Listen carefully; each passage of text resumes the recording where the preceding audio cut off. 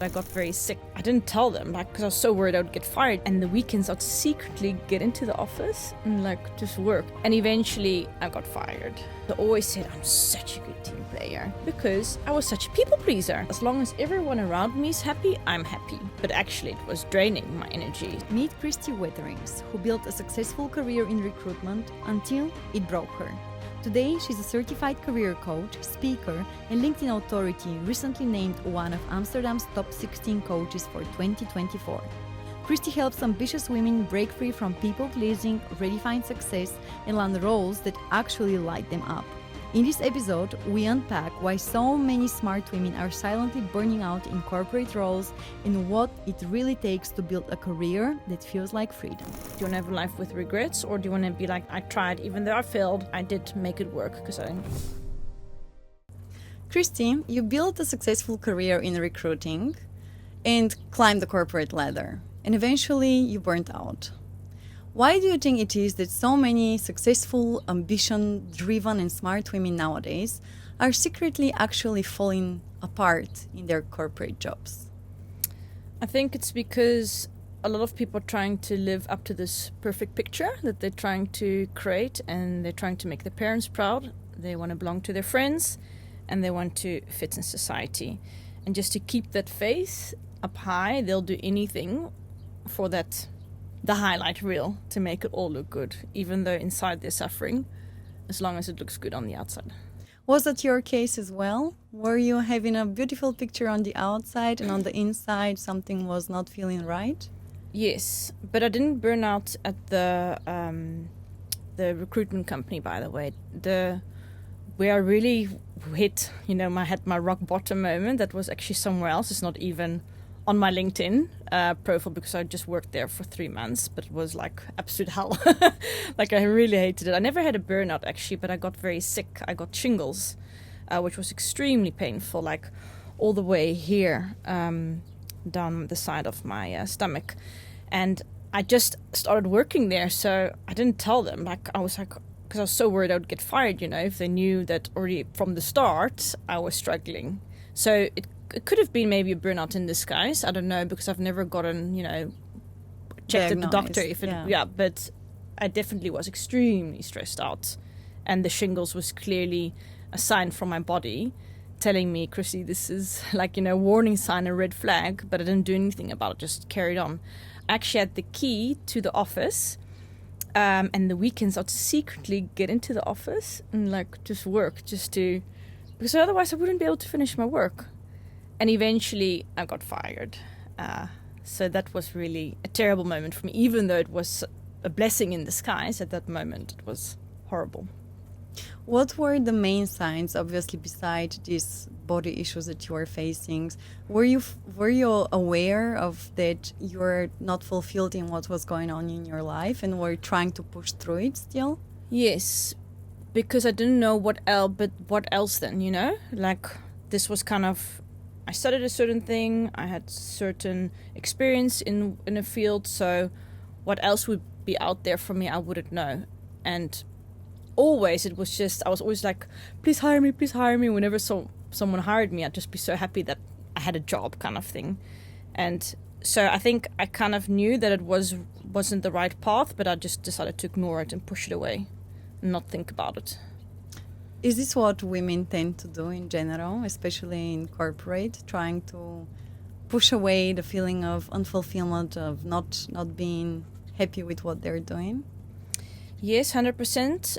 That's one thing. And the other thing is that they just think that work shouldn't be fun. That it just should pay the bills, and that it's not supposed to be something fulfilling. They don't really believe in that concept, that it can actually be something that gives you energy. So it's either that, or they just push it away because they don't know, they don't think it's realistic that they do something else, or they think they can't, and they have too many fears and doubts and limiting beliefs that are getting in the way to actually think that they can do something different. Where do you think these limiting beliefs come from? I think it comes from the reptilian brain. So we've evolved over the years, but we still have that brain from, primal times when we used to live in caves and we were worried about the tiger that would come and attack us. So we always think negatively. We're always, on the lookout for negative things, for danger kind of thing. And also the part of wanting to belong that also comes from then, because if we didn't belong to the tribe, if we weren't liked and accepted, we didn't fit in, we would die because the tribe would leave us behind. So we had to adapt and we had to people please and we had to belong. And always thinking negative. We are programmed to think negative. Our brain doesn't want us to be happy. It wants us to be safe. Whereas your intuition, that's more like it wants us to try new things and be happy outside of our comfort zone. So you work with many high-achieving women. What are the typical patterns that you see or traits they have when it goes to their career paths? A lot of them are perfectionists. And because one more here in the house as well. Me too. And because they're such perfectionists, they procrastinate with anything in their career. And very much people pleasers, find it very difficult to say no, find it very difficult to set boundaries. So it's a lot of the mindset stuff that's really getting in the way. Well, I can definitely check the boxes on everything you say. People pleaser, yes, thank you. Procrastination because it's not perfect, yes, thank you.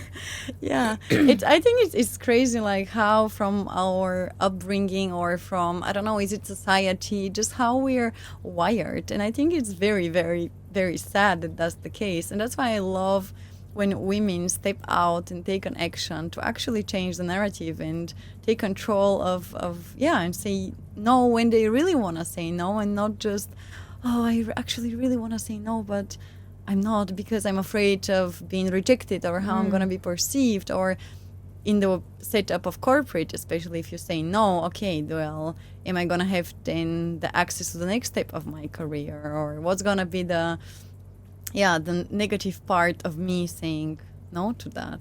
And it just blows my mind of how we are wired per default. So were you this type of person as well? Mm-hmm. Okay. Well, tell me more about it. How did that turn around? What changed for you?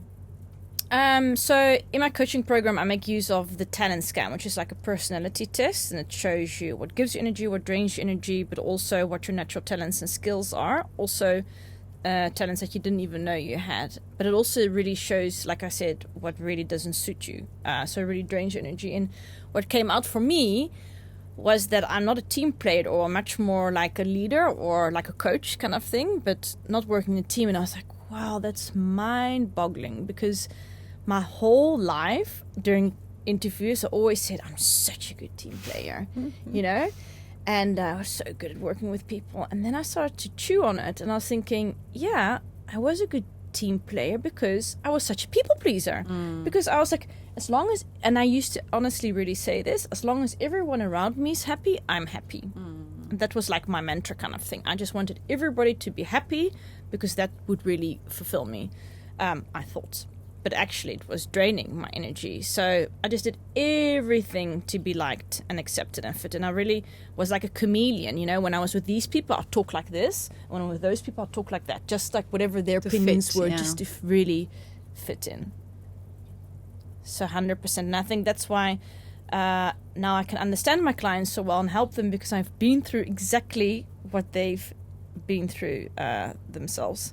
Yeah, and I can fully relate to that, by the way. I definitely have changed more now, but I used to be exactly that as well. Like, as long as everybody in the room is taken care of, I would consider myself taken care of as well. But that's not sustainable. As you said, at some stage you notice, okay, is this really who I am, what I want to be doing, or does it make me really happy, or this is just people-pleasing in the best shape and form it could be. So what was the turning moment for you? When did you realize that was the pattern, and how did you turn it around? So I started coaching with coaches myself, and we started to really go back, into my childhood and everything. And I realized I grew up in a bed and breakfast in a guest house. My parents had one in South Africa. So the guest was king. The guest was always number one. So it was always about making everybody happy in the guest house and everything. And I was always sort of put on the side. Kristy, don't walk in your pajamas, tiptoe, around everyone. Don't be too loud, don't do this. So I think that had a huge impact on later on in life to be serving others the whole time. And then I realized also through the coaching, but that this was really not making me happy, and that I also had a voice and also had an opinion, but I never dared to say anything or share it. And that moment when I got fired, that was really that rock bottom moment when I was super insecure and I thought I'm useless and I cannot do anything.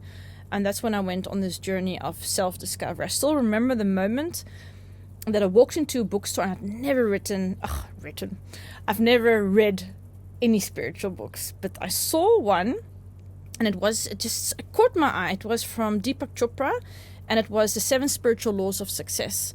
And I think I read it in like one weekend, like that whole book. I was like, whoa, and that was all about your thoughts are not the truth and you can separate yourself from your thoughts. And I thought this was all mind-blowing, this stuff, because I'd never heard of all this stuff. So that whole journey of personal development, that really made me see, so I am really people-pleasing. I am really putting myself last, like really last. Like, I don't fill up my own cup. I don't love myself. I'm not there for myself. I abandon myself all the time. Oh, this hits so deep. Yeah. What would you say for the listeners who can actually relate, just as I can, to what you just shared about people-pleasing and being shut down and not having a voice? What would be your advice for the first step of changing that pattern? So already just by being aware of it is already huge, because a lot of us are so unaware. We don't do, of course, here in Bali, like everybody's like very aware and like very much on this journey of self-discovery. But if you go down to Europe, there's also a lot of people who are not busy with that stuff. They just go in the rat race and just trying to cram corporate ladder and be successful. So already knowing this about yourself, that's already a big step. And don't expect that you are just going to change like that, because it takes work. It's actually working on your mindset and training your brain to think differently and to really practice self-love and really putting yourself first. It's a process, and that's okay. Yeah. So you have to just take small steps into the right direction, and that's okay. And sometimes you'll fall back and you're like, but I don't have to people please because I want to fit in. That's okay, but be aware, and you're going to start seeing that the same patterns, the same thing is going to get over and over. Life's going to show you, no, you should be going in that direction because that's not making you happy. And eventually you're going to be like, okay, I can't do this anymore. I'm really going to change. And then you slowly will start to change. Well, so if we take awareness as the first step, okay, I'm aware that I have these patterns. What would be then my next step into claiming back who I am, my personality, and make a change? I think it's also very much about your surroundings. So who do you hang out with, and like, are those people really lifting you up or not? Should you maybe be spending time with different types of people, especially people who have already achieved the type of mindset that you would like to have, because that's really going to stimulate you to also want to do better and be better. I think a lot of people do speak about environment. However, it's still this one thing that it's, if you don't experience it on your own firsthand, you just underestimate it and think that's, some kind of cliche. But I do think genuinely that the moment you change your environment, it can do wonders for you, for your personal development, for your success, and just for your happiness as well. So that, I think, is definitely a very big one. If you notice that whoever around you is draining you, be it people, environment, there needs to be a change that needs to happen, and it can do wonders. But you can also, if that's not possible, see what's possible, because the best thing out for me, I know what you guys also spoke about the other day, is like, if you move to Bali, your problems are not going to go away. That's 100% true. But I do feel by changing environment, like moving to a different city or different place, there are going to be different things. You're going to have different habits. Sure. So things are going to change. But also trying like something new, like that you think you may be not good at. It's like CrossFit or paddle. Yeah, no, absolutely. I think it's so good for your mindset. Absolutely. And it makes you much more confident, because you're like in the beginning, I'm not good at it, but then you carry on and then you see yourself improve. Like, oh, wow. For sure. Yeah. Oh, I definitely don't mean that you need to throw everything away and move to Bali or to Dubai or whatever the hype around is currently. But changing something in your life, especially if you're feeling stuck, especially if you're noticing that something is just not aligning with yourself. And for me personally, when I was living in Germany, so I lived there for 7 years, and my idea of the perfect lifestyle would be to climb the corporate ladder. And I was in Stuttgart, which is a very industrial city, and it's all about career. People go to Porsche, to Daimler, to the big automotive or industry leaders, and they will just stay in the company for like 30 years and will try to get higher and higher and whatsoever. Yeah. So my picture, programmed obviously, wired, was also, okay, so I'm going to move to Germany from Bulgaria. I'm going to get my bachelor's, my master's, and then I'm going to kick off my career and keep on getting higher and higher and higher. And then I realized, okay, this just doesn't feel aligned at all. Like, it's not who I want to be. It just doesn't, like the thought of, every day at 12 o'clock you go to lunch with your colleagues and talking about the weather. This just gave, like, just this thought was frustrating me.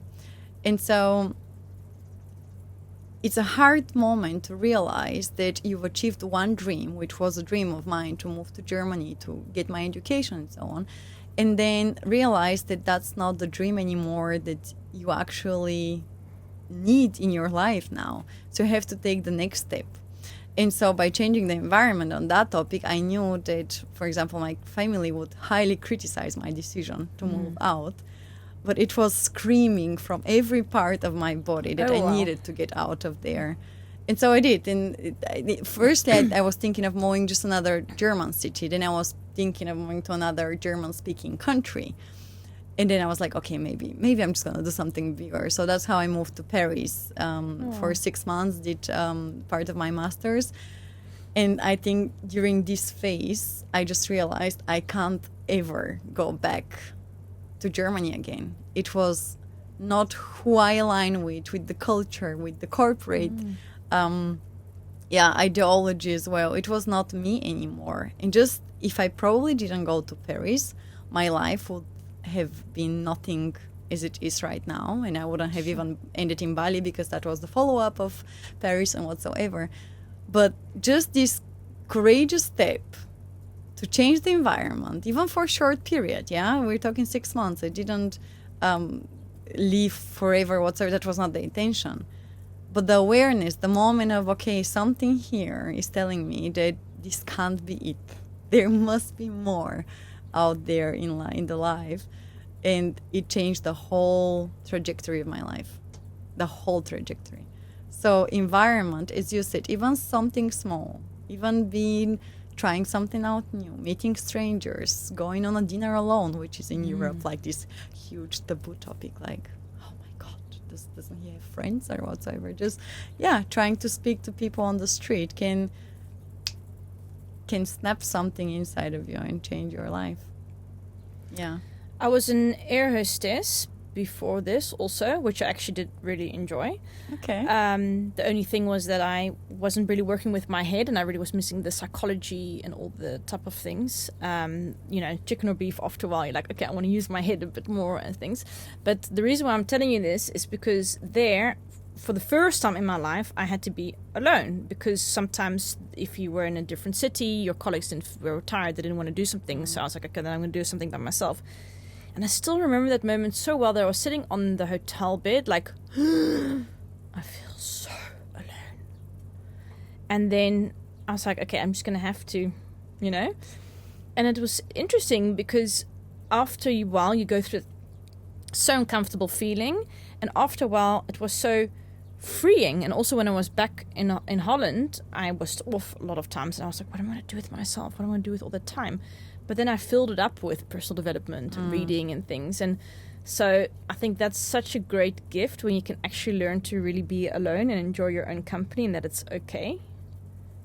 Absolutely. I think we're in a bubble in Bali because obviously here everybody is, as you said, more aligned or, seeking answers and whatsoever. But I think just because we're wired back home or back in Europe, I would say, or wherever our other part of the world, to do things in a certain manner, we just lose connection of how we actually want to be handling things, of what should we be doing in our free time and staying on our own. Yeah, that's like a big wow moment. And what I find fascinating is that you are perceived, so if you want to spend some me time whatsoever, you're perceived as somebody lonely over just somebody who's more aligned with themselves, or can spend time with themselves, which is just wow, mind-blowing. Doesn't make sense. And one more thing quickly about the changing the environment. So in real honesty, if I could advise any of my clients or anyone, I'd say start your own business, because I honestly think that's the most rewarding and nicest thing, when you don't have a boss to tell you what to do. You I used to hate that. When I still remember so well that I came back from lunch break 5 minutes late, and that my manager was, you're back 5 minutes late. I was like, oh, seriously? Like, who gives a shit, as long as I'm doing my work properly. And and it's funny, because when you were talking about everybody sitting around the lunch table all eating together, I used to take my lunch and sit by myself on a bench outside, because I was like, I've seen these people the whole day already. I don't want to talk to them now. I just want to have peace and quiet. And I thought to myself, this is so weird. Like, I was sitting in the middle of Amsterdam, like in my neat corporate outfit, like on a park bench, by myself, and you'd see colleagues together, and I was thinking, they probably think I'm so weird, but I just, but anyway, I know it's not feasible for everybody to start their own business, but do really get out of that toxic environment, because I speak to so many women who really say that they have a toxic manager or a really toxic colleagues, or the whole culture in the office is just like weird. It's very male dominated. They don't have respect for feelings and things like that. You just put the feelings aside, and it's just hustle and working up, in Dutch you say ellebooggewerk, and really not nice. So I think it's really important that when you look in a new job, that you really look at, okay, what's the company culture like, and what is my manager really like, and do I want to work for this type of person, because that's already gonna be so much nicer if the environment is nice. Especially because you said we spend so much time with these people. We literally spend more time with colleagues than with our family or with ourselves, because we obviously need to be engaged and whatsoever. That's why I just can't imagine ever going back to the office. But that's a completely another topic. So you touched on a few different topics here. So let's go back to the corporate. And you say that women just sometimes don't feel well in the setup and so on. Do you think, that's maybe a bit of a social controversial topic, but do you think that the systems are actually built for women in the corporate setup as they are currently?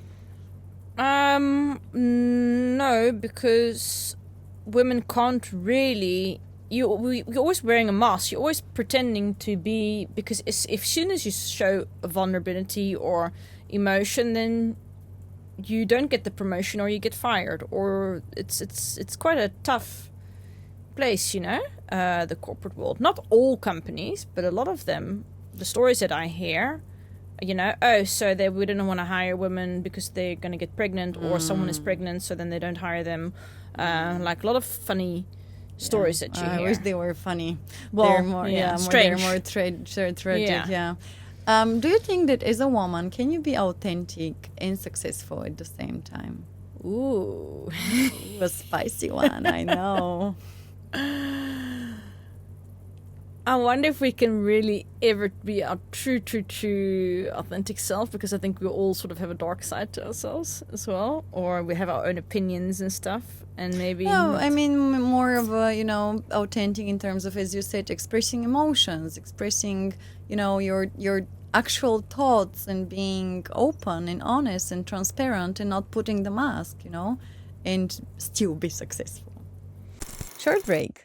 If you enjoyed this conversation, please make sure you like and subscribe to this channel. It means the world to me, and it keeps me motivated to keep on showing up and bringing these beautiful ladies on board. Now back to the episode.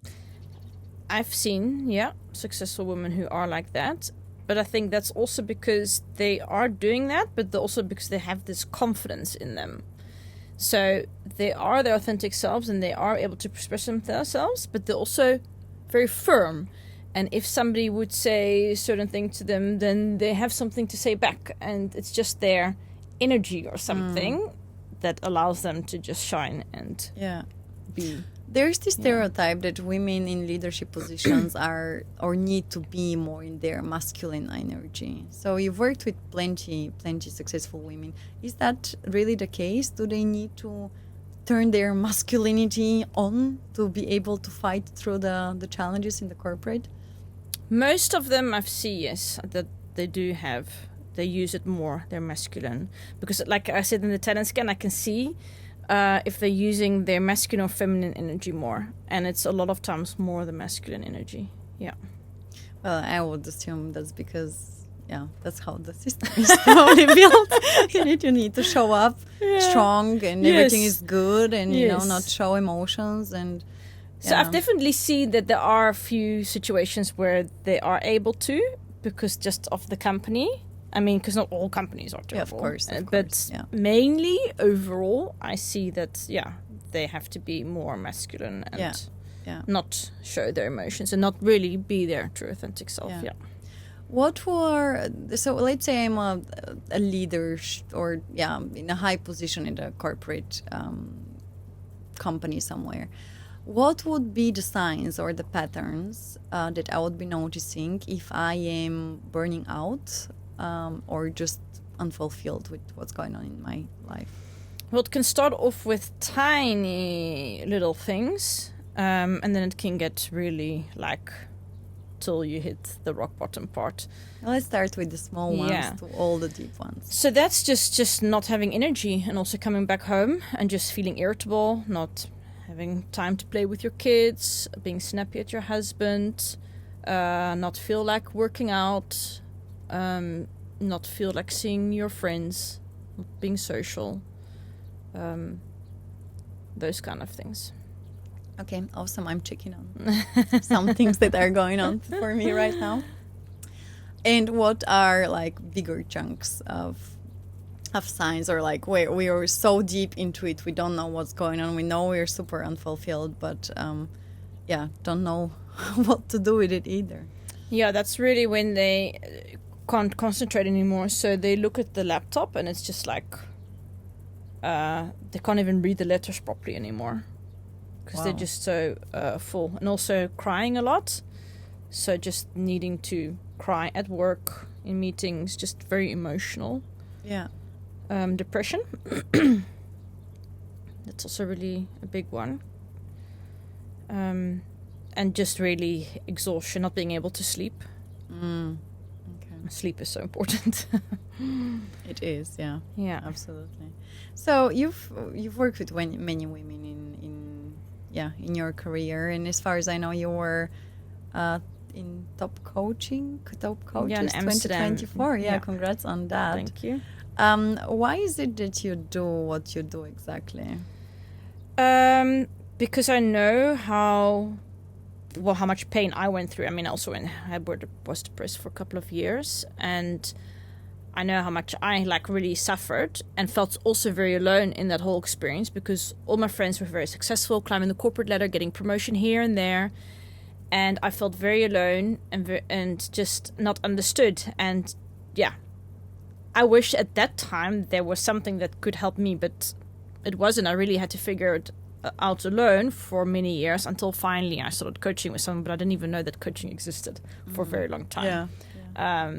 So I really had to go through, the getting very sick and being fired until I finally discovered, coaching. So I'm hoping to make the process for other people faster, so that they can actually be fulfilled in their careers or start their own business. So it's just trying to really give back, because I think that makes us feel the most also fulfilled. It's also a bit of a selfish thing, because when you helping other people, that's just the most fulfilling, thing ever. If you can see that someone else is thriving and that they're happy doing something else, because also a lot of the mindset work, also trying to help them see things from a different perspective, like taking off the glasses that they're wearing now, putting different glasses, and trying to look at the situation and the world and reality from a different perspective. If you're able to do that for someone else, it's just so fulfilling and rewarding. I can imagine. Yeah, that's why. So you help women transition, but you don't necessarily walk me through a bit of the process. Do you help them quit their jobs or find further jobs or build business, or it depends on the use case you have? Yeah, so I think what makes my coaching very different to most career coaches is that if you go on LinkedIn, a lot of career coaches are like, get the salary raise, nail the interview, get the job, basically climb the corporate ladder, get higher, get promoted, do this, leadership style. Whereas I'm like, wait. Let's first go back and let's first see, are you actually really happy? Who are you doing this all for? For yourself or for the outside world? Who are you really behind all the masks you wear, behind trying to please others and fit into society? So we first go on a journey of self-discovery. And I do that through a lot of different tests and exercises and worksheets and meditations and visualizations. We really dig in deep. We go to your childhood, look at all different things. We look at your values, your non-negotiables. And then we see, okay, now that's like the first part. And then in the middle of the coaching program, we kind of know exactly who you are and what you're really passionate about. Then we see, okay, what type of jobs would suit that? What type of positions would suit that? Okay, then they have that. And then we go out into the world and start actually applying for jobs. But I teach them different ways. So it's not just sending out the CV and motivation letter, but it's also about networking, creating a personal brand. So teach more like modern types ways of applying for jobs than just the... So the goal is really to help people get from feeling stuck in their career to finding meaningful and fulfilling careers that really excite them. So it's really for women who are stuck, but they really don't know what else kind of they want to do in their life. They have maybe some ideas, but they're not quite sure. So that's the main. And then we always work on like one or two extra goals. So I always do the wheel of life in the beginning because I believe that it's a holistic thing. You can be successful and happy in your career, but if all your relationships have gone to shit, then that's, also not great. So I want to see like, okay, how's everything else? Your health, your finances, your relationships, all that stuff.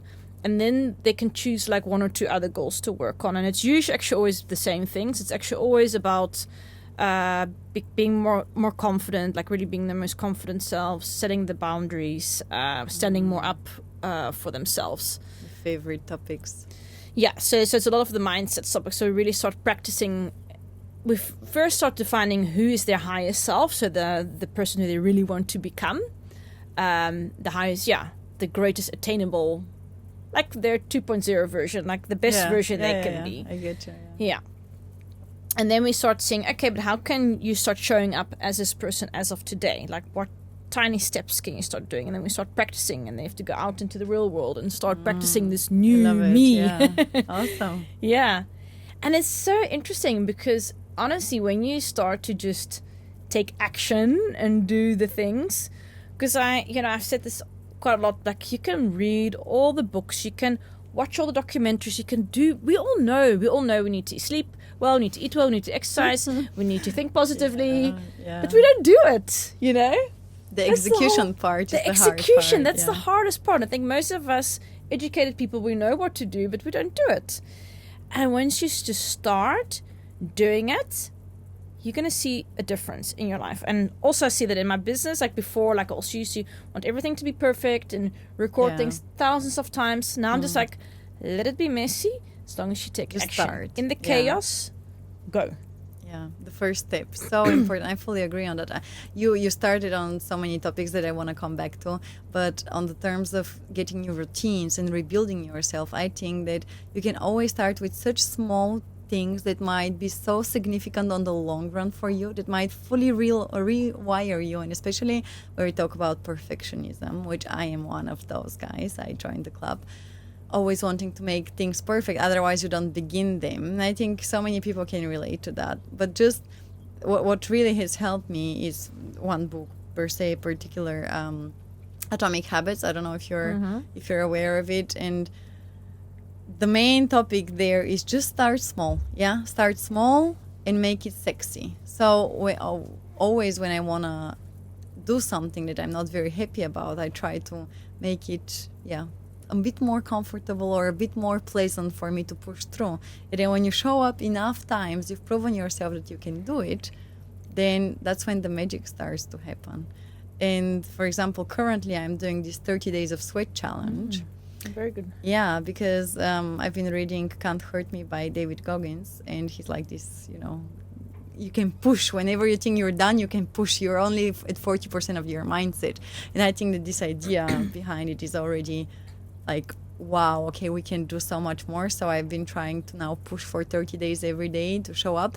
And it's way more easier than I thought. I thought that I'll be dragging myself to the gym or doing the different workouts. But when you turn it into something that actually gives you joy, for example, I've been playing more tennis because I enjoy it more than other sports, or started dancing again because I enjoyed that back in a few years ago. And suddenly from a task, it turns into oh yeah, I'm doing this for myself, and it just changed the patterns, like fully rebuilds, rewires your mind. If you start with such small things, they can fully change the path you're gonna be. What did he say about the 40%? Can you repeat that? So what David talks about, so he's like an ultra marathon runner and did SEOs and Navy training and so on and so on. So he says, so every time you think that you're done, like especially when you're doing physical workouts and something, when you think you're done, you're at 40% of your capacity. You can push at least double on that. You just need to unlock it here. And that's why I think it's mind-blowing. It's just super impressive to me that when you think, oh no, I can't anymore, you just tune into it and just change and just push through and say, no, we're here. You just tell your brain, no, we're here and we're not quitting. We're going to stay now here. And we have no other option. We need to keep on pushing. And then just the brain thinks, well, okay, we have no other option. We need to keep on pushing. So it just really, really, for me, super impressive and inspiring. That's why. Yeah, I'm reading Atomic Habits at the moment. Oh, yeah. And it's like, like it also says, like if you know you want to go to gym tomorrow, put your gym stuff already ready so beautiful. that you go. Yeah, simple things. That's what I'm referring to. So depending on what your goals are, small things, because I think, including me, many people think that when you want to achieve change in your life, you have to take everything and turn it around, and that's when it's gonna happen. But if you start with small things that actually influence you on a daily basis, you can start making the change happen without even being aware of it. And that's why many people don't manage to pull through on their challenges or goals or whatsoever, is because they make too big of commitments instead of starting small with, okay, today is gonna be 1 liter of water instead of the half liter, or 5,000 steps instead of the 1,000 I do, and start very, very small. Or I'm just gonna, as he is the author. So who was the author of Atomic Habits? I don't remember. Not James Clear. I forgot the name. Yeah, it doesn't matter. As the author says, get up out of the bed and fix it. That's already, make your habit to get up the bed and fix it. It takes you 3 minutes, or whatever takes you less than a minute, take care of it now, instead of procrastinating on it. And and habit stacking. So what you mentioned, okay, you take the water, and you always forget to take your pills, your vitamins, that you put the vitamins next to the water can, and then okay, I'm going to now take my vitamins after I take my water. Yeah, and they're so obvious. Yeah. But that's a completely different topic that we went into. So I really want to go back to the topic of confidence. Yeah. What would be, because as you said, many women come to you with lack of confidence, boundaries, and what was the last thing you mentioned? People pleasing, not being able to say no. Yeah. Okay, exactly. Let's start with confidence and let's break that down. What can I do as a woman to improve and boost my confidence? You have to get out of your comfort zone.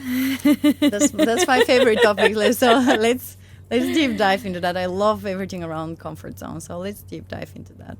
So I'm very shy. I'm very, always told to shut down and to be, as you said, not very loud, not take much space. What would you advise me? Then you can see if you can do something that you find scary every day. So it could be that when you go to the gym, that you start making conversation with the person standing next to you. I actually used to do that when I was also still a bit trying to get out of my comfort zone. Just try to make conversation to strangers all the time. because in the beginning you have that that weird feeling in your stomach, but as soon as you start the conversation, it's actually not that bad, and people actually really like it. And then the next step would be, for example, to go to a networking event and start talking. So a good example, like the Give It All event, like in the break. In the beginning, you might be uncomfortable that I have to speak to people, but once you just walk up to someone and start talking, it's actually totally fine, and they actually can enjoy talking to you. Speaking about the Give It All event, for me, that was really out of my comfort zone still to stand on the stage. So like, remember my heart was really like beating. And then afterwards I did it. I had to give a workshop. And normally giving a workshop, I would have had a bit of like nervous feelings. And now it was like peanuts because I'd done something that was so more out of my comfort zone, because there I had no notes. If I would have the most thing I was worried about was not forgetting what I was meant to say, because you only had 5 minutes. Whereas in a workshop, you can read off the notes. It's like an hour and a half long. So if I forget something, I can just talk about something else, and then, I was with that. Yeah. But you can't do that when you're on a talk for 5 minutes. Yeah.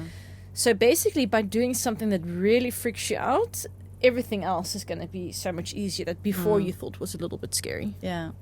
So on the topic of Give It All, probably let me introduce that to our listeners, because I haven't spoken about it. It's a speaker networking event me and my partner host currently in Bali.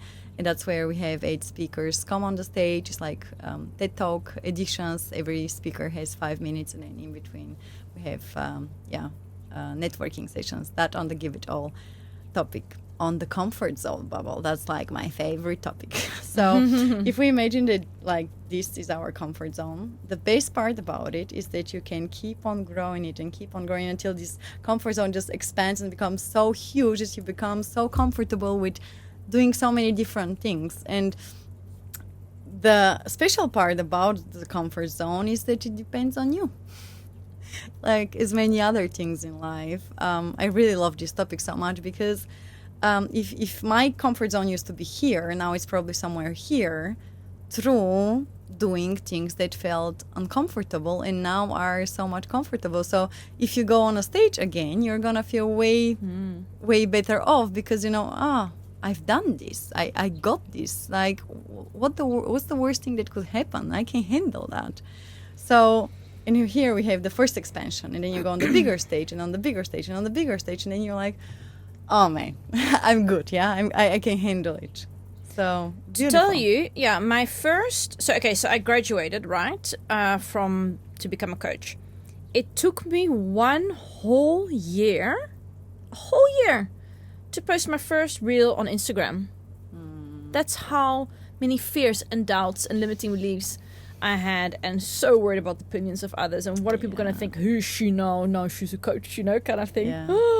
All those things. But then I also started working with coaches, to really be like, okay, I can do this. I'm really I'm not going to worry about the opinions of others. Yeah. I think that's also a really big one, worrying about what other people think. Yeah, fear of judgment. You said it in the beginning of the podcast. We want to belong. Yeah, we want to be part of the tribe, but sometimes we are part not of the right tribes, because if we don't have the support, then we should probably look around and look for the other ones who are not gonna judge us, who are gonna support and cheer us up, to post the reel, to do the social media post, to post on LinkedIn, to go and speak to strangers or whatsoever. Very, very important one as well. Yeah. And that's also like making a video, I remember the first time it was so scary for me. Now just redo it and trembling, like holding this thing. Yeah. And now I can just pick it up and just talk. Yeah. So it's amazing that just happens. It's like, that's freeing. Your comfort zone then grew. Yeah. Yeah. And I think it's also very important to have a growth mindset. So there's a lot of people who have a fixed mindset. So they think that they can just not, whatever their gifts are, their talents, it just stays like that, and they can never improve anything or become good at something else. Whereas people with a growth mindset, they know that failure is part of the process, and they must just keep on going and keep on trying. And they will get better at whatever they do or they pursue. Yeah, I truly believe that we can all be superhumans. I genuinely believe that if we wanted to, we could be a Wim Hof, we could be running ultra marathons, we could be all of that, because we have it in ourselves. And sure, maybe not the bodies, not everybody is built the same, but it's all here. Yeah, it's all here. I would like to go back to something else you mentioned, and more around the topic of building a personal brand, and especially LinkedIn. So I just saw before we started recording, I didn't know we were not connected, that you have 20,000 followers plus. Can you tell me more about your journey on there, and how did you manage to build such a big following? Well, to be honest, it's a bit unfair on LinkedIn it's actually nice, but it's much easier to grow a following on LinkedIn than on Instagram, for example. Currently, yeah. Yeah. For sure.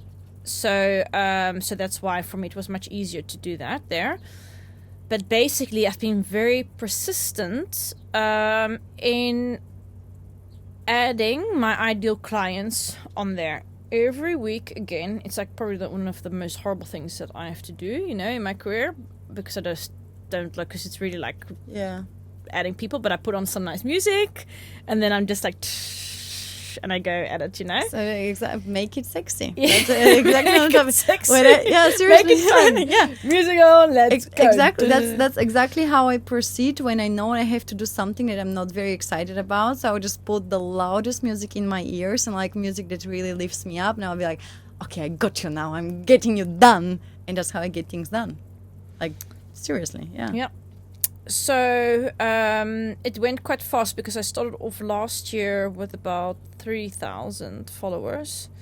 So basically adding every week the max amount of people, and then also it just gets pushed a lot more, I have the feeling. So a lot of people just start following you. So it's not just the people that I connect to, it's just also people who start seeing your posts that start following you. Therefore, I think, LinkedIn is really amazing. So eventually I would like to maybe focus more on LinkedIn than Instagram. But Instagram is fun, with the reels and the video content creation. Yeah. So at what stage are you in your business right now? What's going on for you? Are you fulfilled where you are? What's the newest? So this year's been really good year for me.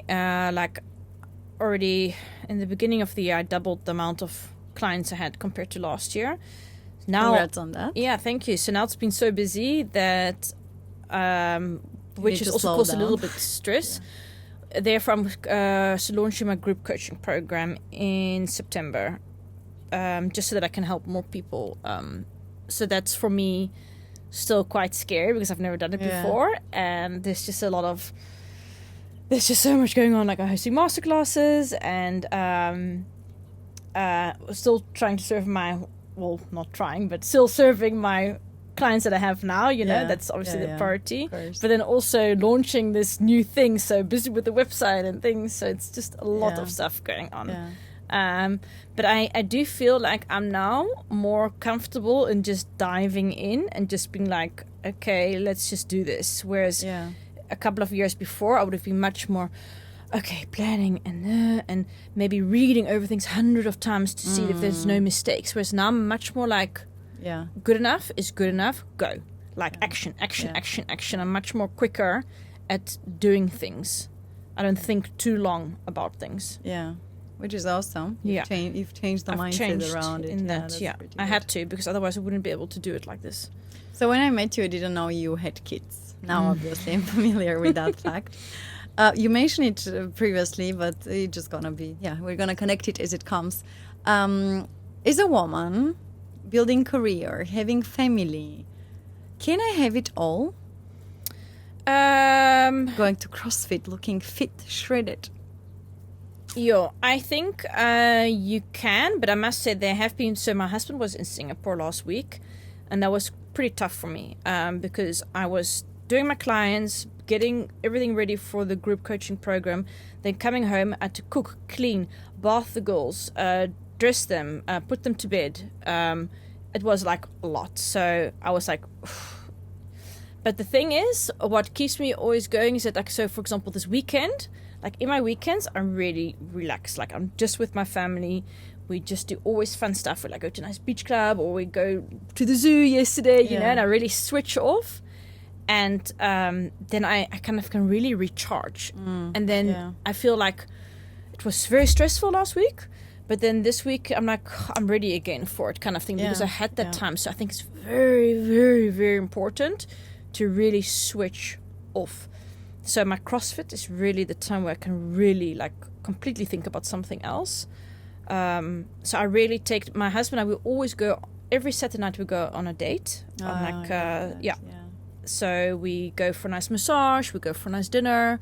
So I think that's what really keeps me going. Even though there's chaos, there's stress, there's things. There's fires you have to burn out. Everywhere, on every corner, something's sneaking in. Yeah. So I definitely do think it is harder to have a business, to grow your business when you have kids. So anyone who's listening and is thinking about a business and doesn't have kids yet, this is your time, because it does with small kids. Eventually, when they're older, it's going to be easier again. So it is a lot, but I do believe you can have it all with the right mindset. Again, it's all about mindset, and being able to go very hard when you can, when you have the moments, and also really slow down when you can, and really take very good care of yourself mentally and physically. Like eat right, exercise, sleep. So, correct me if I'm wrong, Yes. but so let's say if we took your previous version of Kristy that had no boundaries, lack of self-love and so on, would you be able to manage what you're managing nowadays, or would you just be one constant burnout? No, it would be a disaster. I had to change. I had to get over myself. Also, like my confidence. At one point, I was like, if I really want this business to work, I'm gonna have to get over myself. I have to become a different person. I cannot be that Kristy. I cannot. I have to change. So I literally would brainwash myself to think differently, to be more confident, to stand more tall, to just show up differently, to also let go of certain things from the past, maybe certain friendships, certain people, certain habits, I actually became a different person. So you seem like a power mom. My question would be, if we have listeners right now who are in similar position, let's say they have a stressful job, have children, at the same time want to be fit, want to have the good relationship with their husband as well, do you have a piece of advice for them on what they need to focus on for the rest to also blossom again as well? Well, first of all, know that nothing lasts forever, and also these negative emotions and feelings, and maybe you're feeling depressed right now and stuff, like know that it actually, I sometimes feel that we have to go through pain before we can get the rewards kind of thing, and that it's okay to really feel all the emotions, and what's the worst thing can happen? It's always an emotion.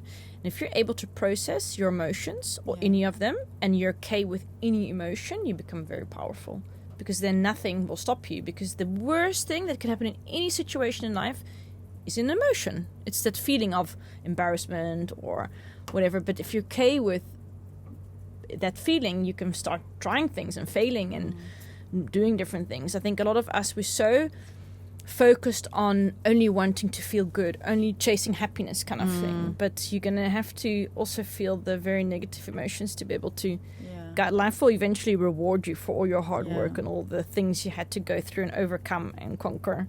And I also think to be appreciative of the good feelings, right? Because we get as human beings so quickly so comfortable with the good things, and the moment they're taken away, we just become these angry existing creatures.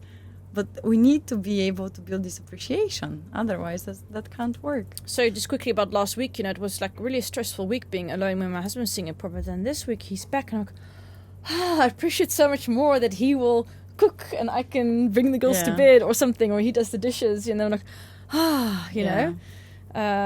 you say then you appreciate those type of things so much more again. But anyway, going back to the advice is that you really can change, but it all starts with asking yourself those difficult questions that you might have been hiding from or sticking your hand in the sand. Like, it all starts with actually admitting to yourself, okay, that you're not really happy and that you want something different, and then starting to figure out, okay, what is that then? What else is out for me? What can I do with my transferable skills? And with all the knowledge and all the things that I've gathered all these years, what else could be possible for me? And if you try something and it doesn't work out, it's okay. At least you tried that. It's like you can see it as a stepping stone. So, for example, for me, I knew I didn't want to do the corporate world. I wanted to leave it. I didn't like the whole office vibes and everything. So I had this idea. I want to become a beautician. So I studied to become a beautician. I did all the things. Then I did an internship. And then during the internship, I was like, oh, actually, I don't really like this because I'm missing the psychology again. Like, I want to like speak to people and help them with their problems and things like that. And I'm not doing that here, you know? So I don't regret at all having done that studies. I really see that it really helped me to figure out what I actually do want to do. So sometimes if there's no clarity, try different things. Try out. Try out. That's a great advice. Yeah, that's a great advice because that's how I reflect also on me. I just always want to know, always want to have a plan. But it's not about that, right? We have to, as you said, experiment a bit, see what's what feels like a match, what doesn't align with us, what feels a bit strange. And it just makes so much sense now that you mention it out loud. Just try out things. Try it out. It's gonna hit you. If it's meant to be yours, it's gonna hit you in the face. And if that's already a step too far, start talking to people who are doing things that you're interested in. Ask, like on LinkedIn, you can like start sending messages to people and ask, hey, can I maybe have 5 minutes for a virtual coffee date or an actual coffee date, like meet them somewhere. To ask some questions, about your job. What do you like about it? What don't you like about it? What did you do to get there?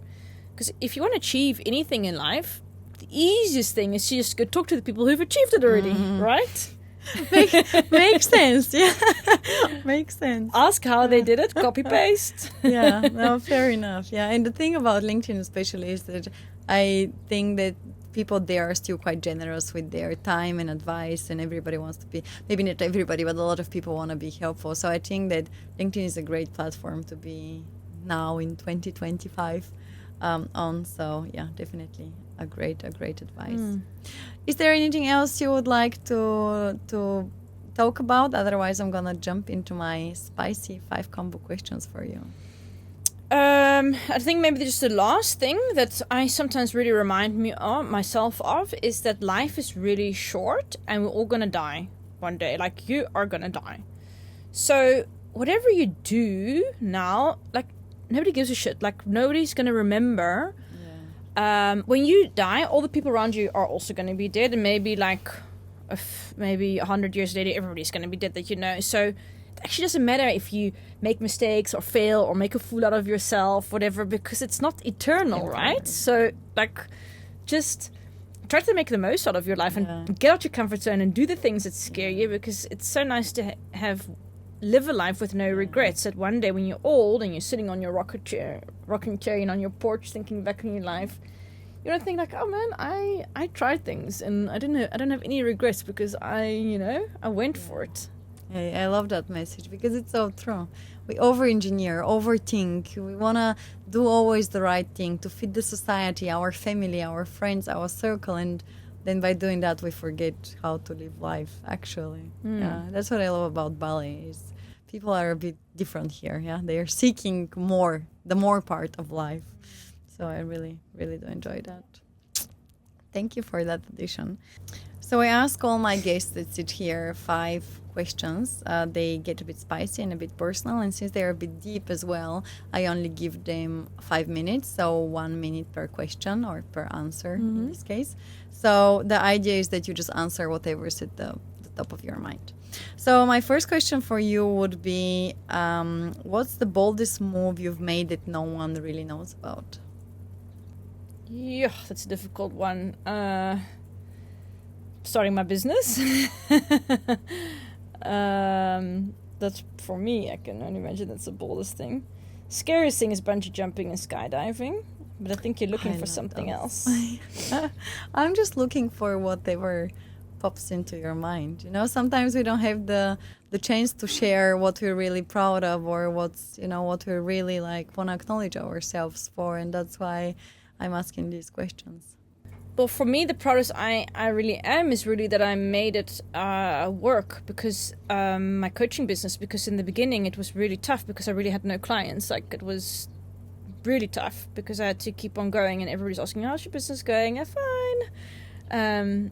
So that was really tough, and it was only until I started really niching down, because I started off being a confidence, self-love and mindset coach. Very vague. Yeah, and very broad as well. Yeah, very broad. And then I just started to coach people for free, and then they were all saying, okay, they were all talking about their career the whole time, and then I was like, yeah, I think I really need to go into the career. And then I made it so specific that it was the burnout, and now I've let go a bit of the burnout. So I think that's probably the most proud of, that I actually started this from scratch and I made it work. Yeah, it's part of the journey though, and building of business, making the mistakes so you can do the tweaks and fix it and take it on to the next step, and then feel what aligns with you as well. Yeah, thank you for sharing.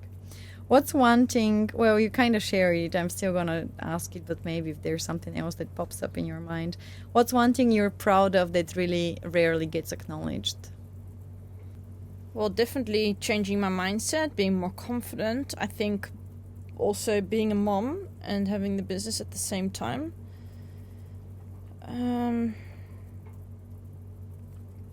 CrossFit. Yes, CrossFit's hard. You should be proud. Showing up every day, 5 days a week, and doing it. And even though sometimes in your head you want to give up, and you hear those voices in your head like, oh, it's so hard, you just keep going. Yeah, you should read the David Goggins book. Yeah, keep on pushing. You always can. Yeah. So I think I'm proud of not giving up, because I've seen, for example, in my year of coaches who graduated, pretty much everyone quit. It's like, honestly, on not even one hand, and I think we were about 100 people. Like a few people are still doing it. You should be proud. Yeah, congrats. You should be proud, because building a business is not easy. I think I'm like a pit bull. Like, I don't stop.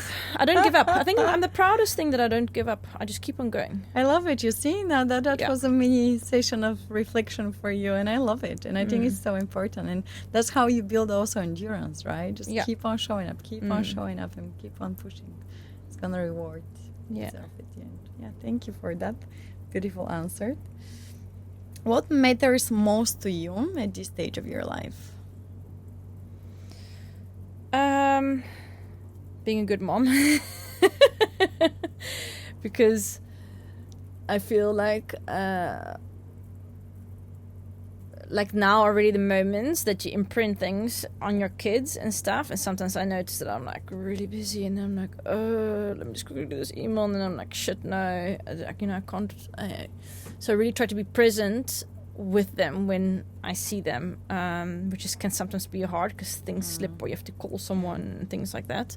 But I think I really want to be there for them, and I really want to have a really good relationship with them and make them proud, and also show them, look, you can start your own business and be successful. Can be everything. You have 2 daughters, right? Yeah. You can so really be a good example for them. And you are. Oh. You are.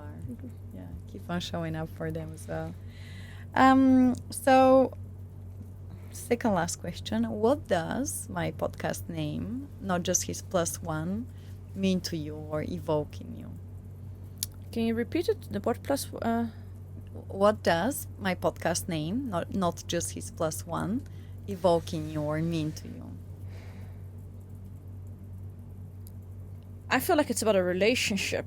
That it's because it's not just his +1, so that the man sees his wife or partner as like they're together, like they're equal. It's not just on the side.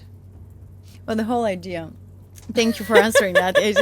There's not a wrong or right answer. That's what it means to you, right? So the whole idea of the name, not just his +1, is that you can be in a partnership, right? You can be somebody's +1, but not just, because you can be building businesses, you can be having the career, you can be on your own, taking your own space. And the whole the reason of the podcast being called this way was because we went with my partner to a networking event, and it was only successful men and only +1s. So all the women in the room were +1s. And then it was like, it just hit me, because I'm like, it's not possible that in this island, because we're in Bali, obviously, only men are the successful ones. Where are the women? And so that's where it comes from, because you can be somebody's plus one, but not just. Yes, So, I love yeah. that. Yeah, I never thank you. thought about it like Yeah, that. yeah, that's the whole idea behind it. Yeah. Amazing. Yeah, So true. yeah, absolutely. And you're a great example for that. That's why you're here. Thank you. My last question, Kristy, to wrap this beautiful episode with you would be the following. So, not just his plus one, my podcast is for women who know they're meant for more. What advice do you have for them if they know they're meant for more, however, they feel stuck where they are at? Which pain are you going to choose? Because there's always, whatever decision you make in life, a pain will come with it. So is it the pain of staying stuck or the pain of getting out your comfort zone and evolving? Like, eventually you're going to have to make a decision, and it comes back again to, how do you want to look back on your life? Do you want to have a life with regrets, or do you want to be like, I tried, even though I failed, I did make it work because I kept on going. I didn't give up. So be okay with that it's going to be messy and that you're going to fail, but don't stay in your comfort zone. Get out the comfort zone, because it's going to make you so much happier and so much more fulfilled in the end when you really do the things that scare you. I love that so much. I don't know if it's a quote or just something that was accumulating on the social media, but being fit is hard. Obesity is hard. Choose your heart, right? Being successful is hard. Being mediocre is hard too. Choose your heart. So as you said, choose your pain, yeah? Which one is it gonna be? Thank you so much for being part of this podcast, Kristy. I really enjoyed our conversation. Wish you lots of luck with everything that's going on for you. And yeah, maybe see you again soon on here. Yay, thank you. It's a wrap! Yay. Yay!